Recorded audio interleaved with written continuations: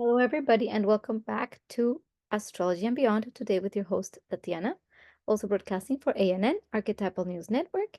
And today, I will be bringing you the astrology for the second half of April.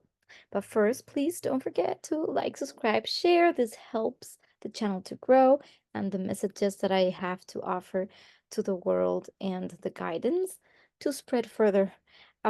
Also, I want to remind you that this month, the transit readings are 50% off because this is a very charged time with a lot of change, movement, and a lot of you might be going through very, very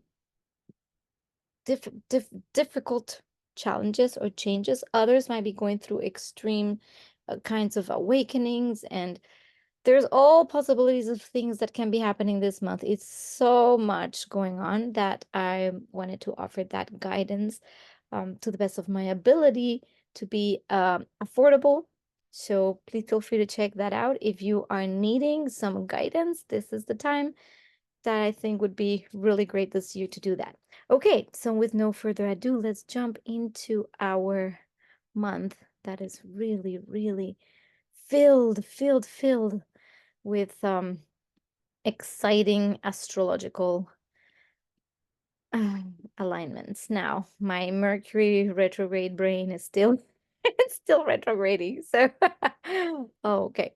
So this month, the second half of the month, very important. We will have the Jupiter-Uranus conjunction. I have mentioned it before several times, but today I'm really going to spend some time really diving deep into its meanings so you understand how this may affect you.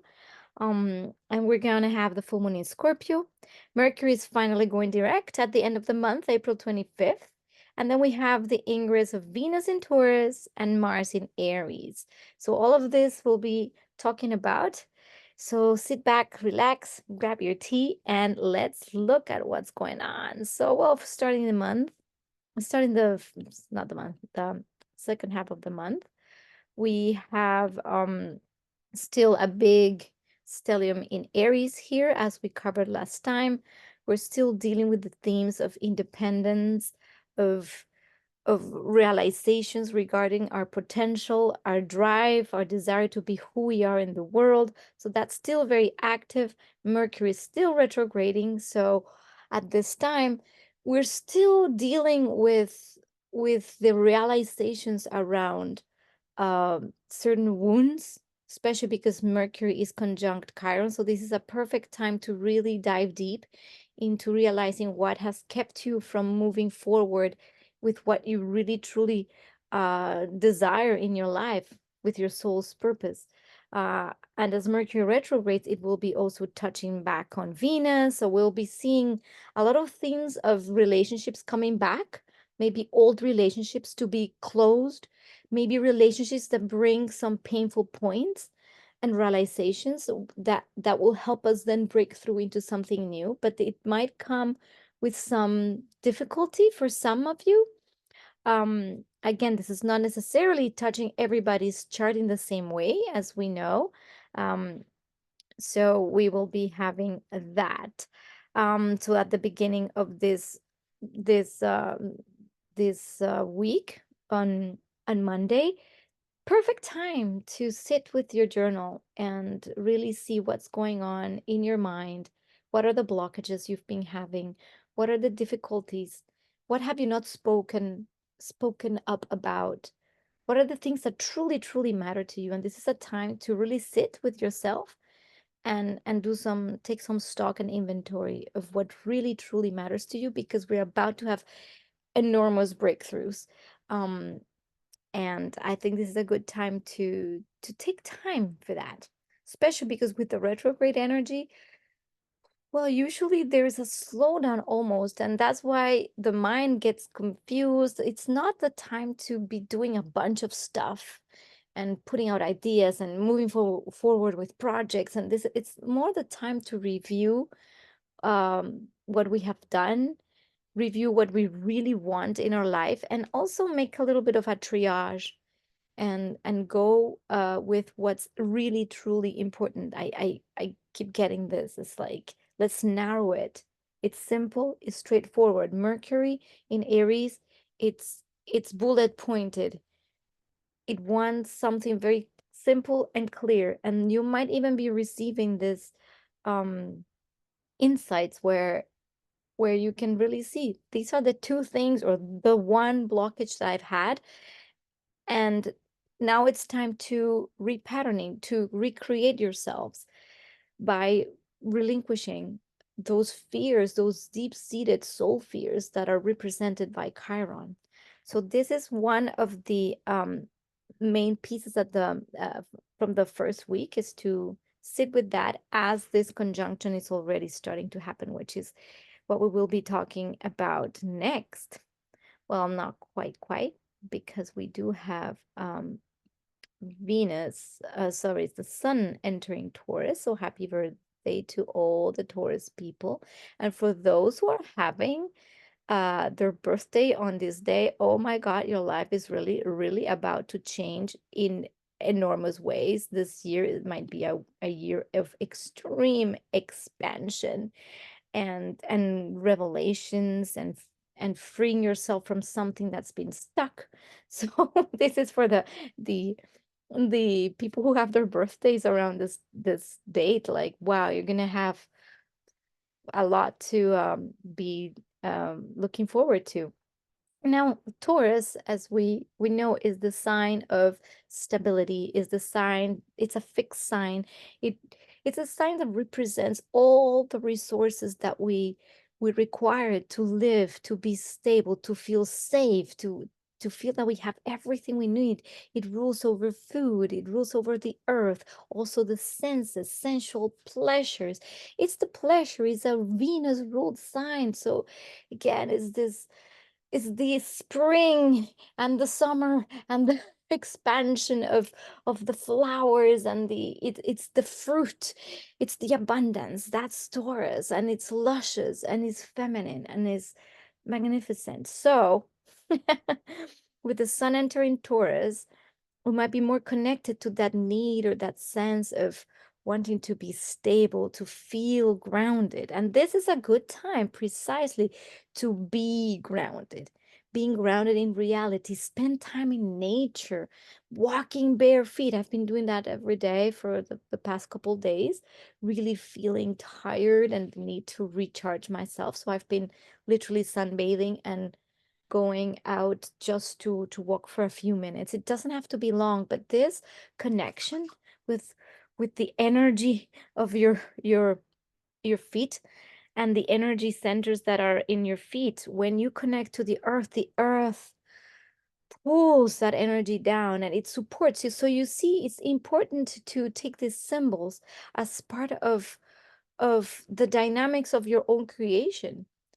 Because when we know that we're being supported by the very ground that holds us, that's how we know that everything is fine, that we will always have the resources. There's no need to fear, there's no need to panic, and there's no need to take, there's no need um to yeah, like to fear that we will be lacking in this life, because the earth is amazingly abundant. And this is why Taurus wants us to reconnect with that idea, the idea that abundance really is everywhere.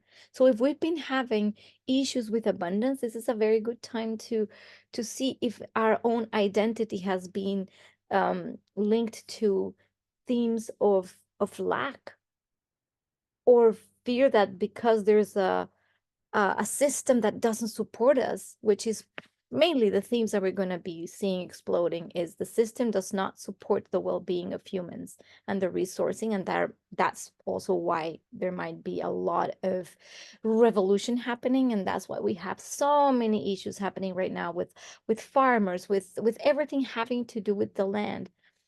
Because it is time for us to reconnect back to the Earth's amazing capacity to give and give and give just by learning its ways and its cycles. And this is the invitation. And what I'm just suggesting is that you begin by walking barefoot on the ground. If you live in a big, busy city, find a park, just a park, to connect for a few minutes to the ground and sense the sustenance, the ground, the strength that earth gives you, because this is what we've been lacking, right? The support sometimes, and that's in our psyche, the collective psyche, is we're not supported. The government doesn't help us. The money system doesn't work. We are facing like inflation rates, and it's harder to even buy food. All of this anxiety that has been going around for a while in the collective psyche is what precisely needs to fall. This veil needs to be removed, so we can see that indeed the earth just gives and gives and gives, and there's very many different ways of resourcing oneself, of getting resources, and this might imply a whole overhaul of our societal structures, which is what's exactly happening. And that's why when we have these energies moving into Taurus, we're going to have a bigger sense of, okay, I can ground into a bigger, a stronger sense of safety. No, that's not without some little crisis, but I'm saying just begin there, so that at least within the chaotic movement and the changes and the shifts that are happening right now in the world, you stay grounded and you know for sure that you are supported. This is the mantra for this second week, is I am supported. I am always supported. I am supported. The earth supports me. If you say that mantra to yourself, you start telling your brain that that is true, and with that truth comes the manifestation of how that shows up in your life. Just gotta make sure that you are really, really, really feeling that you are supported and in abundance. Just look outside at nature. Look outside, like the spring, there's flowers everywhere, there's expansion. So this is why I want to just remind you of that, um with the entry of the sun in Taurus. Now, okay, let's go into our pièce de résistance. This will be our the conjunction, the exact conjunction of Jupiter Uranus in Taurus. So there's several themes, and so first of all, I wanted to look up the Sabian symbol. Sometimes I feel drawn to do that, just to know also at that degree what else, or what other information can be given. So the Sabian symbols give us, like, by degree, the symbolism. So the 21 degree of Taurus Sabian symbol means a finger pointing in an open book. It suggests a moment of revelation or discovery, perhaps indicating a significant insight or realization.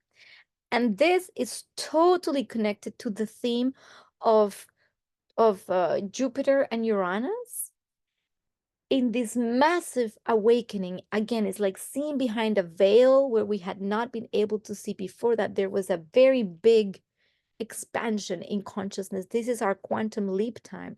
So we are having this conjunction. So I would like to share a little bit, like, in depth, from one of my favorite books, The Archetypal Universe by Ren Butler, upside down.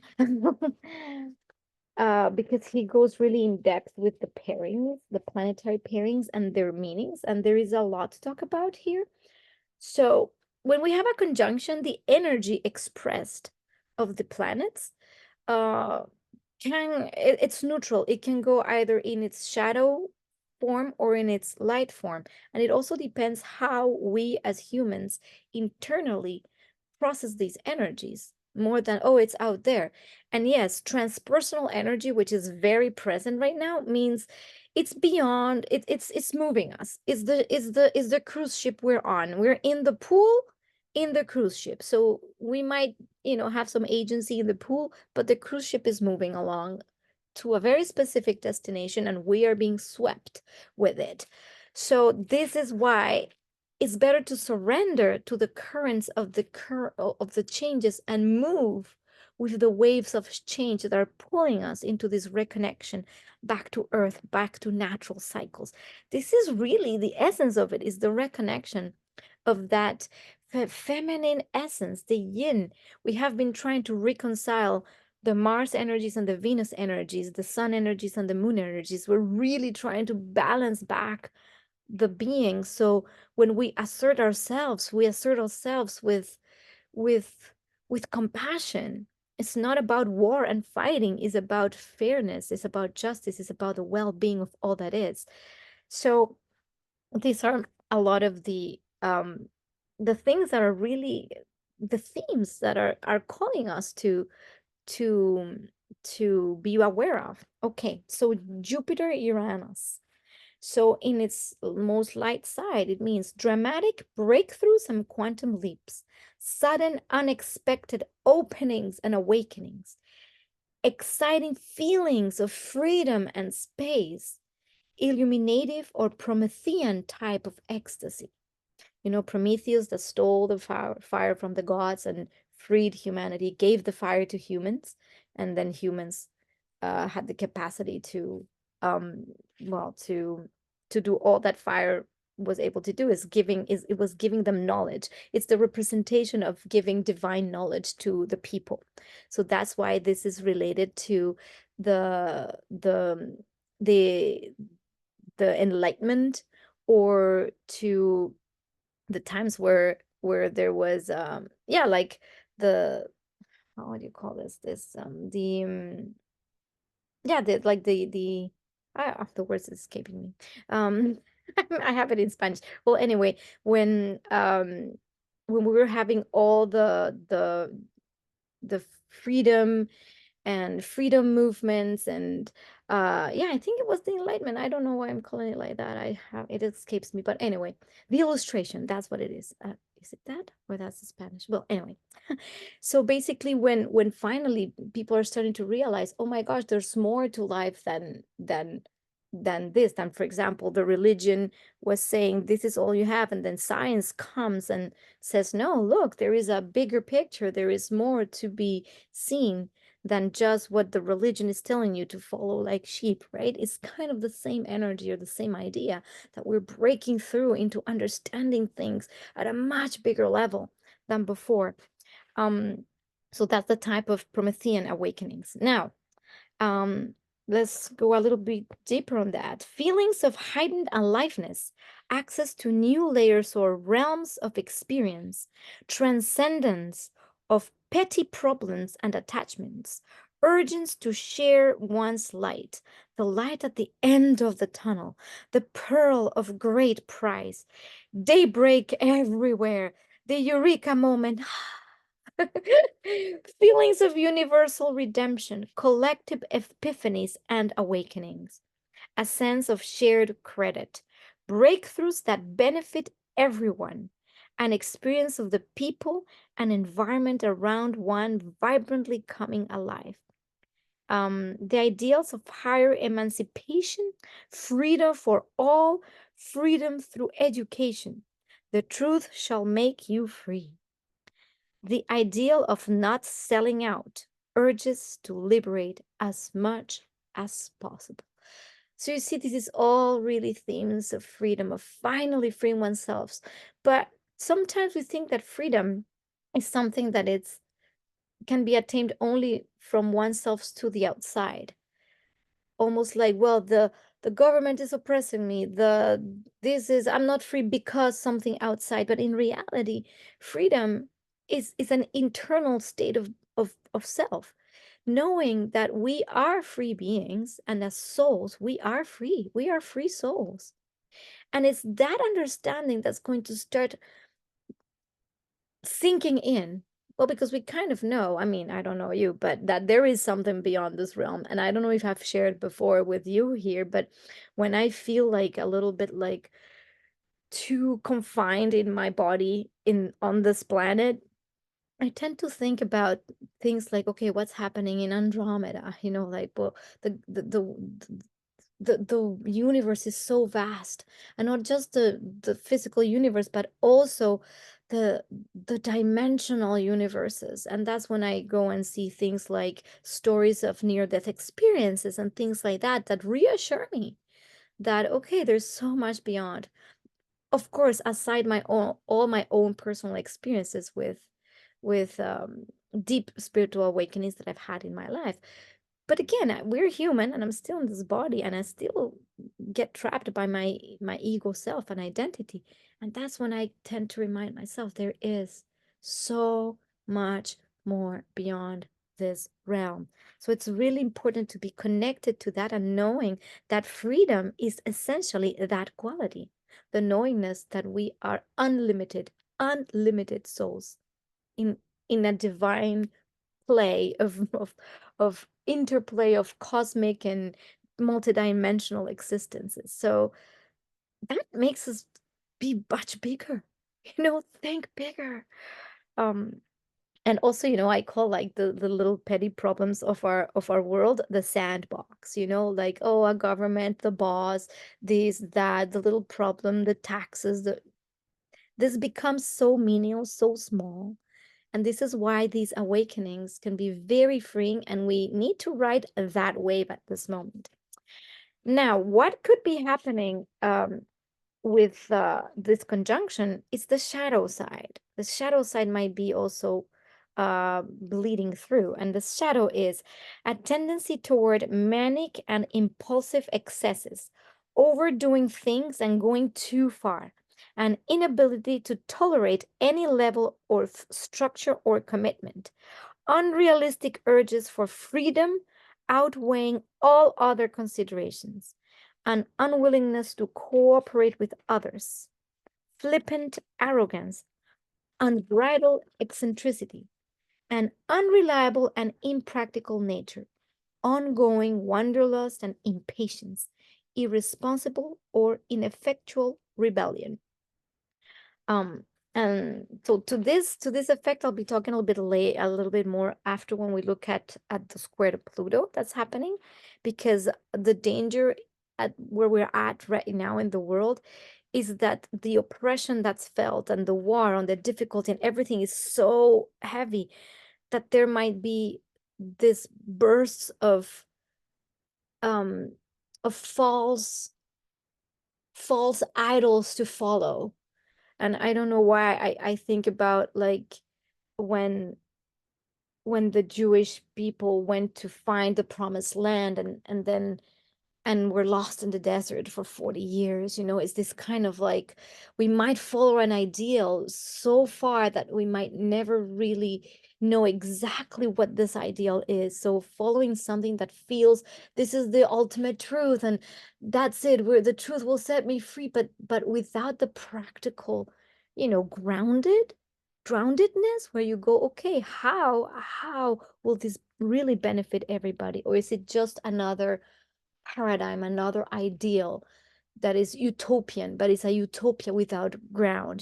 This is kind of where the danger might be, like the magic potion, or like, oh, the new crypto thing that's gonna make you super rich in like 2 seconds, and then you're back into believing that abundance is somehow about outside of yourself in a in a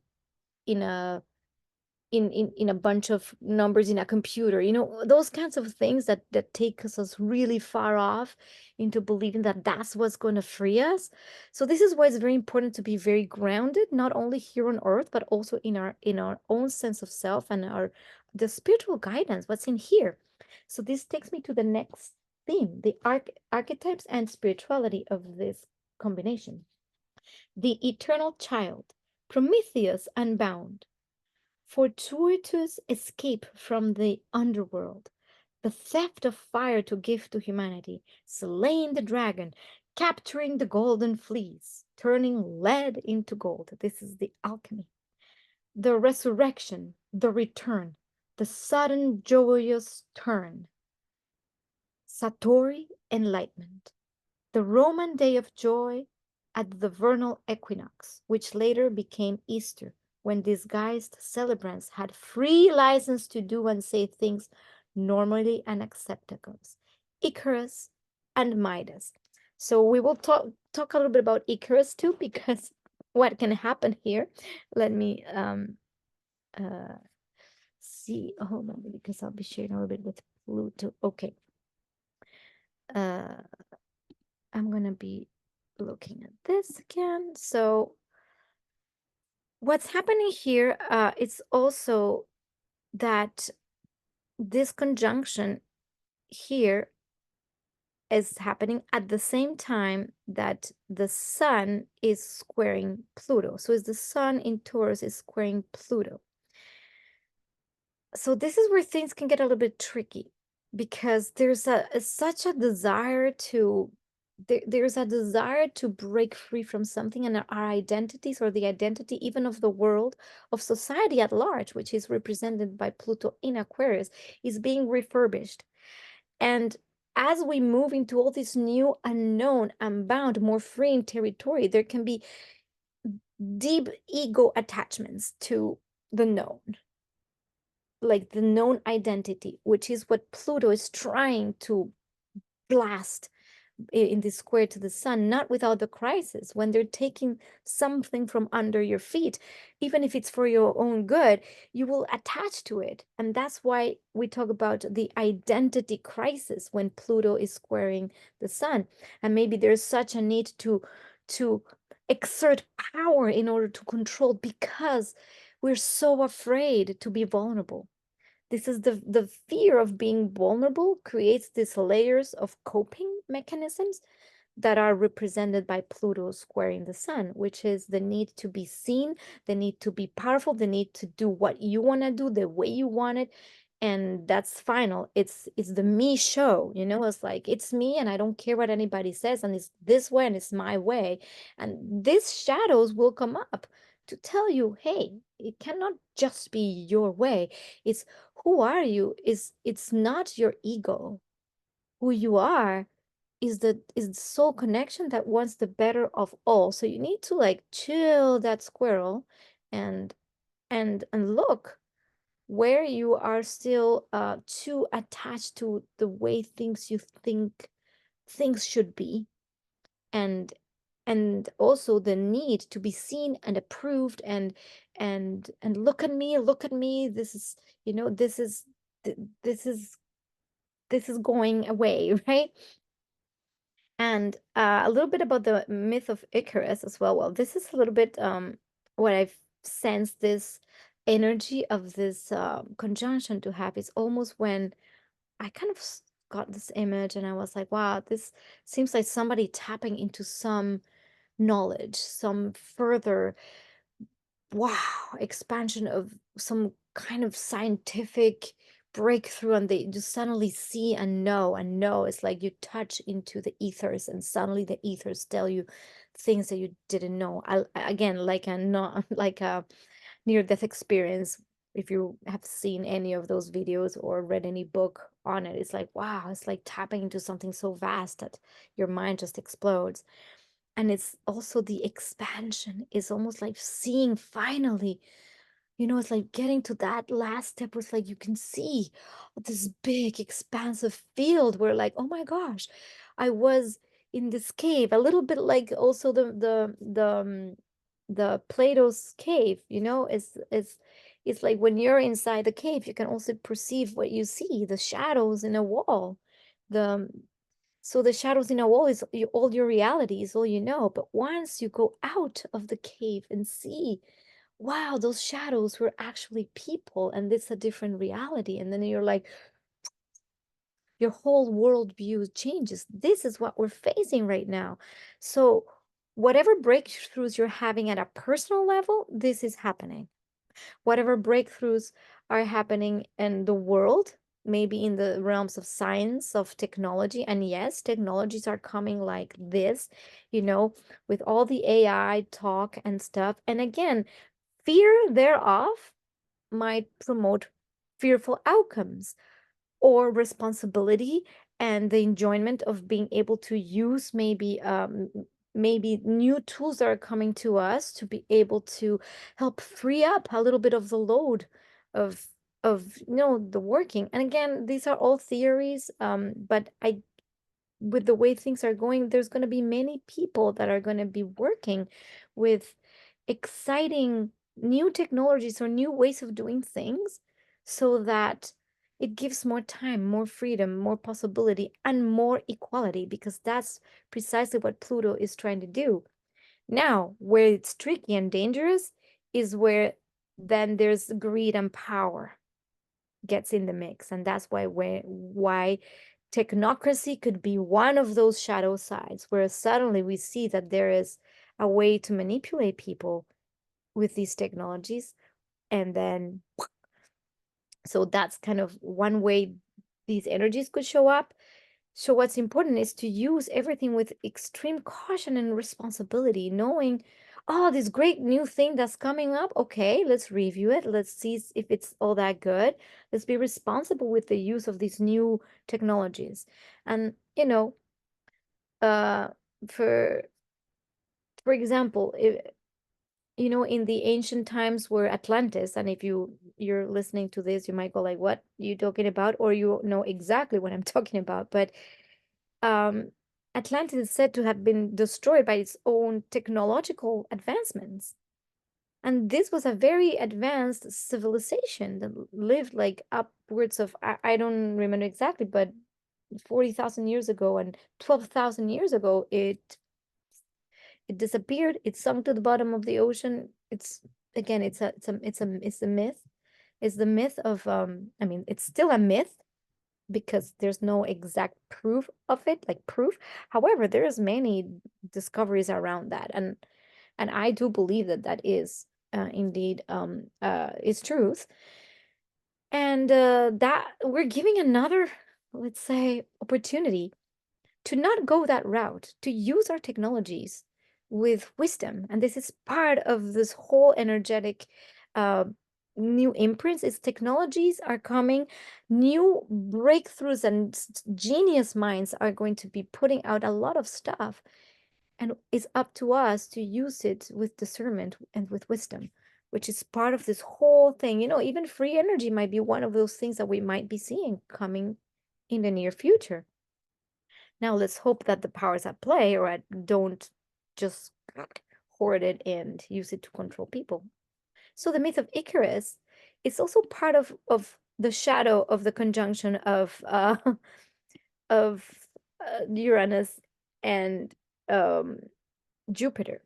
So the myth of Icarus is often interpreted as a cautionary tale about the consequences of hubris and disobedience. It warns against excessive ambition and the desire to surpass one's limits. Icarus's attempt to fly too close to the sun with wax wings, despite his father's warnings, symbolizes the danger of overreaching and the tragic results that can follow.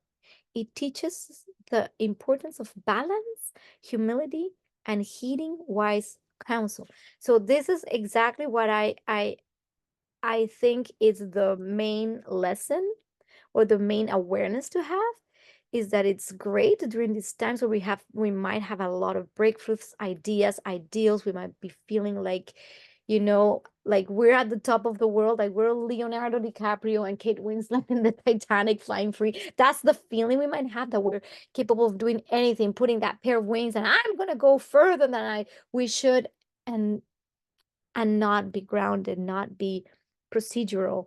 This is let's say, the danger of those energies, or following rebellions that have no real cause, and that's where it could happen. Like, let's say there's a rebellion or a movement or a revolution happening, but it's messy, instead of of more let's say gradual.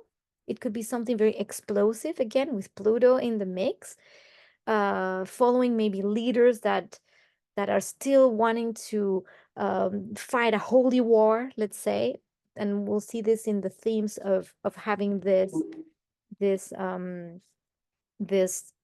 at the same time as we have Mars in Pisces and Saturn in Pisces, um, because it's almost like if we're fighting a holy war or some kind of idealistic vision, without really taking into context the whole well-being of everyone, then then that won't cut it. And this is why Saturn is going to make sure that we're really not, you know, just going at it without measure.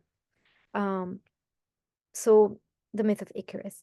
Now, the other thing that I wanted to highlight is the tension aspects, and this just caught my attention. I wanted to talk about is Black Moon Lilith in opposition to Mars and Saturn. It just reinforces the themes that we'll see about the need for freedom and expansion, and we're fed up of the lies that oppressive uh, that institutions the weight, we're tired of that. We want to just break free from everything and just run free towards the sun.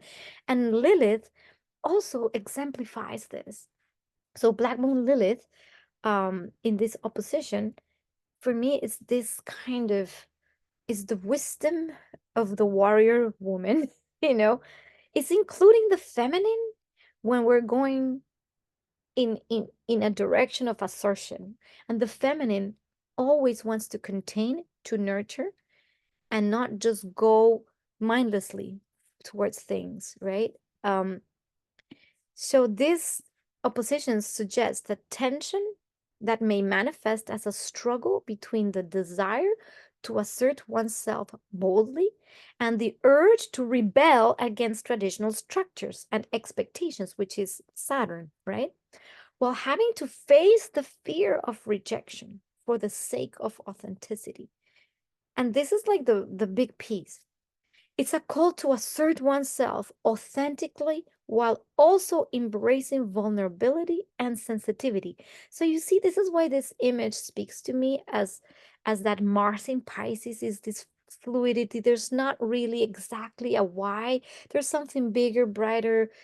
There's some guidance, and but there is a direction, and there is a and I wouldn't say fight, because I do believe that the light doesn't fight.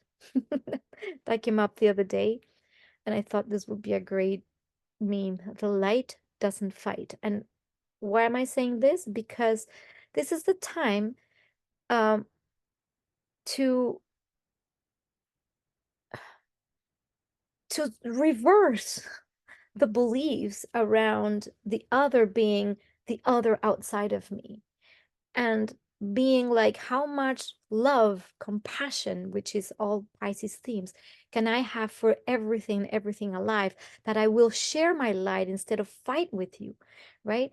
You are me and I am you. So these ongoing wars between humans because of religion, because of this, because of that, because I want this, you want that, this is what's trying to be like, please turn it around and see that really this awakening is about realizing that we really are all one in essence. Maybe not in human form, but in essence we are. And we all feel the same thing. We feel grief. We all feel the same way, the grief.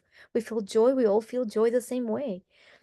And this is why the light doesn't fight. It's more like the connection to self and the knowing that we are the bright light, that we have the capacity to transcend that ego that Pluto's wanting us to reveal as, are you still attached to your ego and your desires? Or can you let that go? Let the armor down and just be the light. And this is the way we change things from the inside out. And there is this both this I'm gonna say like a little, not a parable, but metaphor that if you're the sun and somebody shoots a missile at the sun, what will happen to the missile? The missile will not blast the sun out. The sun will completely disintegrate the missile. And the sun is not doing anything. It's just being the light, being in its highest form of light. And the sun is all life-giving. It's just a star. And the sun shines and gives life to everything here on earth. So it's this metaphor of you becoming this radiant sun. And that is your way of, and again, I wouldn't say of fighting. This is the way we shift and transcend things is by being the sun, it's by elevating the frequency. So there is no need to fight. You just allow and allow that energy to guide you. This is precisely what's wanting to happen, because if you truly are asserting yourself authentically, it's not from a place of ego, it's from a place of internal deep truth. And this internal deep truth is something that we all have somewhere and will be awakened. If you don't have it yet, it will be awakened. You will know that truth is. And what is truth other than everything is love? And or everything is, I mean, and I'm not claiming to say that I know the truth, but part of it is that everything, all that is all that is. And again, if you see a lot of these experiences, near-death experiences, they all report that when they die and they transcend, it's all just love. It's an all eternal, immense, loving field of force field. So I have my own experiences with that. I might tell you some other time around that, of having experienced the void of love in a mystical experience I had. Well, maybe I can share it because it's pertinent to this talk. Mm, I this was when I was 24 years old, and I went to sleep, and I had this, and it was not a dream, but because it was like my consciousness completely expanded to the point that the I am, the me, the identification with even a soul or a person or a form was completely gone. There was no form but the vibrational field, the love, what we feel like love, we say here, oh, I love you, and you feel this fuzzy feeling here. Well, imagine that, but millionfold. That was all that was.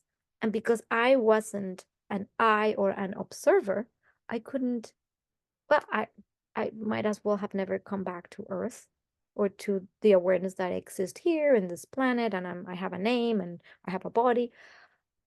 That would have been it. There was nothing, and there was no observer. I was not there. So there was no I, which was why the reason why this is the only way to understand those things is through the experience thereof. And I'm thinking that humanity is on the verge of getting a lot of those experiences, which they're called spiritual awakenings, right? So back to why the feminine energy, the yin, is that capacity to hold and manifest from a place of deep love and compassion. And this is what our world is needed, so we can move forward and create from this place instead from the place of competition. And that's more the lower octaves of Mars. It's like, I need to compete to get this, and then I want this, it's mine. And this is no longer the way that the universe wants us to go. But we have free will. And with the free will, in the same way that Atlantis blew itself up, we as humanity could blow ourselves up. So the invitation is, what are you at a personal level doing today? Now, yeah, so that is basically the expansive awakenings that are going to happen. And the Taurus house, wherever you have Taurus and wherever you have 21 degree of Taurus, this is the exact part in your chart, the house or the area of life that will be expanding. I did an eclipse video with the horoscopes where I did talk about the areas of life that would be expanding. So if you haven't watched that, go watch that, because you'll know, depending on your rising sign, what house this will be expanding for you, and where this liberation is going to happen, and these amazing realizations and breakthroughs are going to happen. Now, April 23rd, like, moving on. This is a little bit long today, but April 23rd, we have the full moon in Scorpio, and we have this Pluto at doing like a T-square with moon and the sun. So again, this will ask us, with Pluto being the focal point, there may be a strong drive for personal transformation and empowerment, but this could manifest through intense struggles and challenges. because again, it's a square. It's not through the easy path of like, wow, I just got it. It might happen, it might that you attract figures of power that want to belittle you, or that you become, you know, and that you want to control things. So this is all about control. Where are you still wanting to control things and hoard, and this is mine and I'm not sharing, and this is the way it should be, and all of that stuff? We're trying to break through that lower way of self. And also the energy of Scorpio is all, it can be very deep traumas that we have to go look into the shadows. We go deep into the shadows and to take all that out and see it and go, oh my gosh, this is me. And this is where I've been. So if you are self-aware, you might kind of not feel this square as intense. It might not necessarily present itself in the form of very difficult situations. Once you're aware of something, you can move it through. Remember, you are the light, you are the sun, and everything coming to you. um and being the sun doesn't mean you diminish things, or others. Everybody is a sun. Sun with sun equals more sun or more light. That's kind of what it boils down to. So this is kind of a little bit that energy. And also knowing that Mars, like I said, Mars in Pisces, it's all about the actions that we do need to come from a place of compassion, of true desire to help the collective to grow, to expand. And this energy is going to be beautifully sextiling this conjunction and in the full moon. So, again, what are the actions that you could do instead of selfishly, selflessly? That's where everything starts shifting. This is why when we have catastrophes, and may this not be the case, but earthquakes can happen, with these kind of configurations, because the sun and Pluto are square, because Uranus is conjunction with Jupiter, and it expands the energy, and Uranus is like shaking, moving, breaking. And in Taurus, it could mean breaking the ground, literally. So if, for instance, there was a big disaster, then you see the humanitarian efforts. And sometimes, unfortunately, that's the only way we can come together, is when there is a massive disaster. So, fingers crossed, we don't have to experience that outside of ourselves, because we can first internally free ourselves up from the needs to control, the needs to, you know, whatever need we have to be like stuck to situations that are no longer promoting our growth.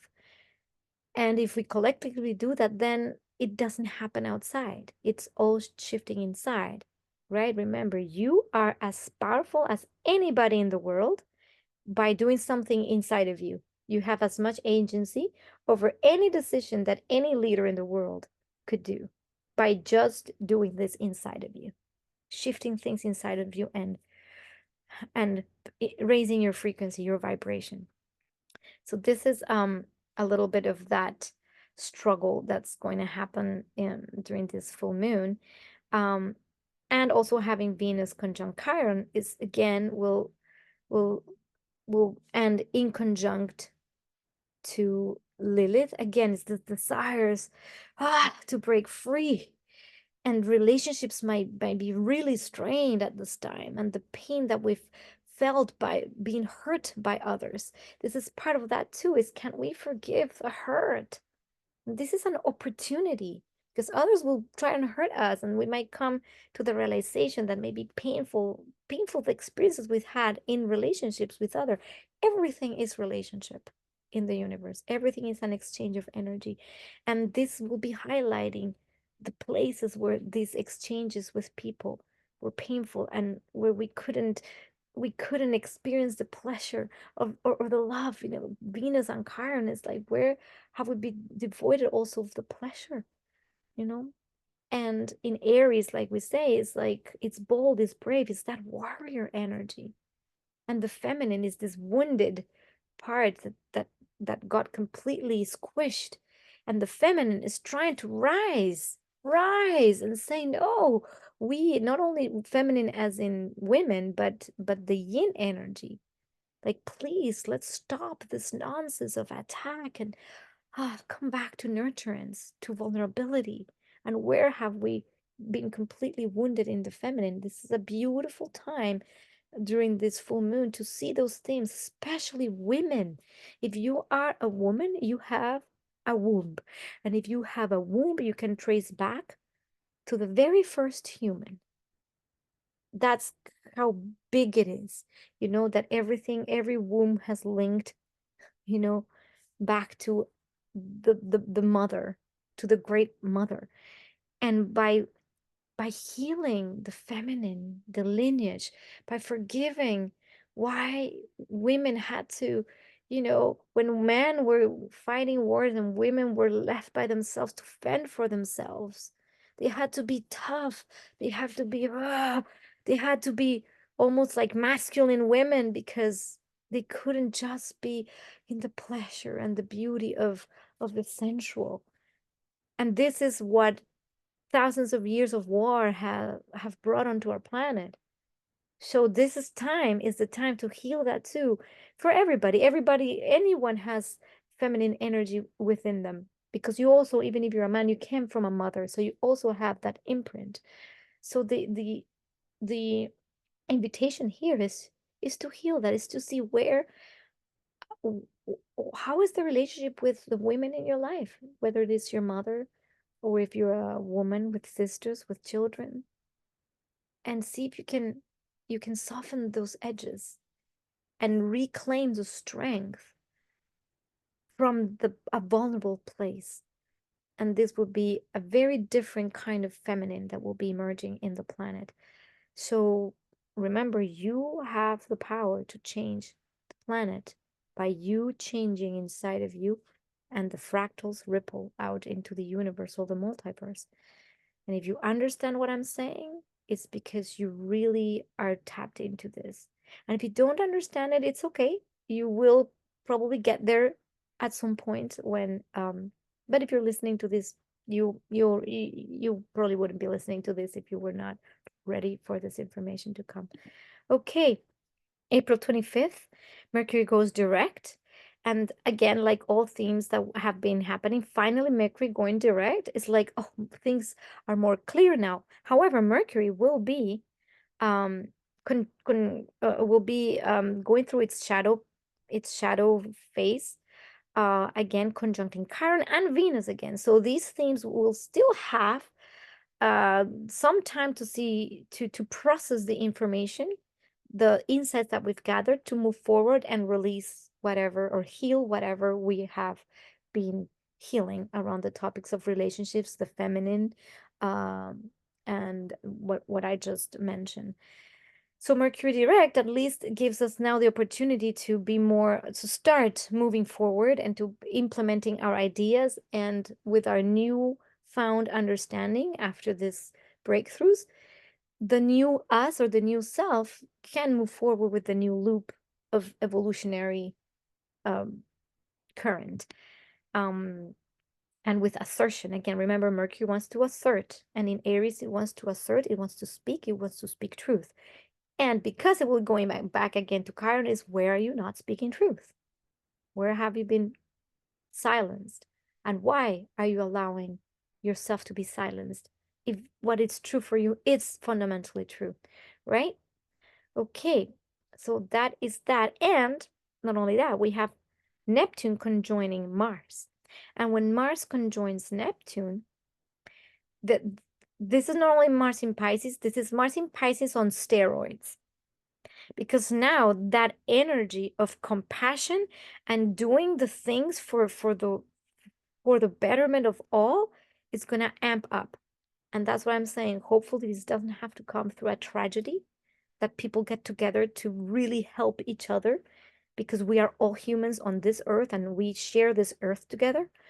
But that our actions they really come from the heart. Mars, the planet of action, wants us to, at this moment, to really act from the heart before it moves into Aries, where it will go like, it will have a lot of energy and strength.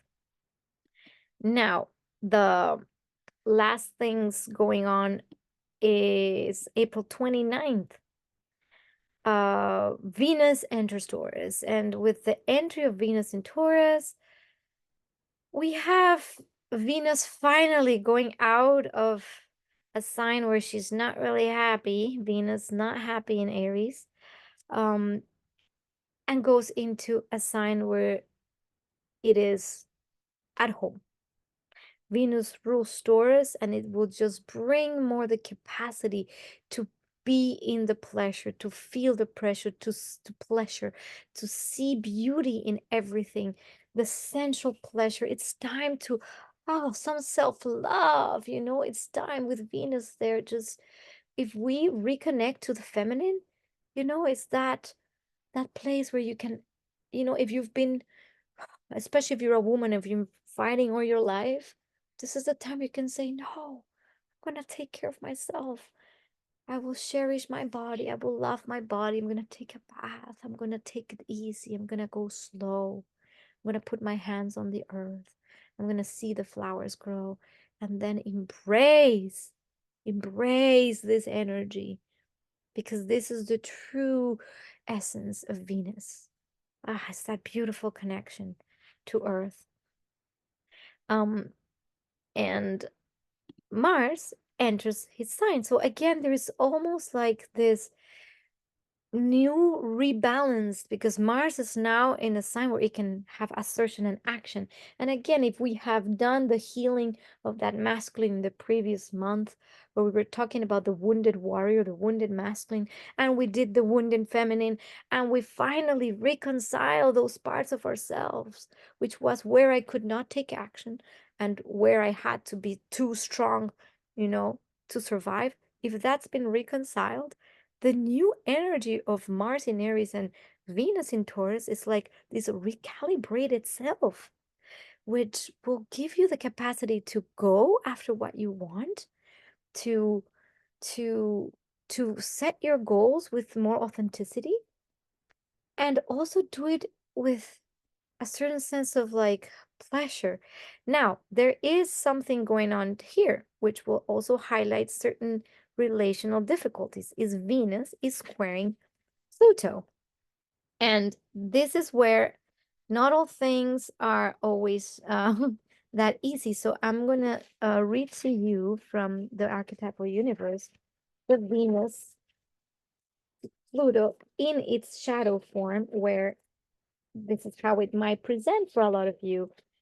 Deep, oh no, sorry, a tendency towards obsessive attractions, feelings of jealousy and possessiveness, passive aggression or manipulation, a love of power.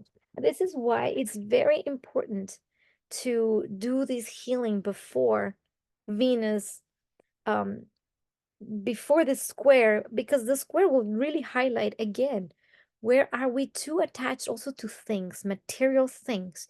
Where are you not letting go? Because it's the attachment also in Taurus, it's material things, and it's mine, and this is my money, this is my thing, I don't want to share. And it's also the love of power. And relationships can get a little bit there could be some power struggles and some manipulation.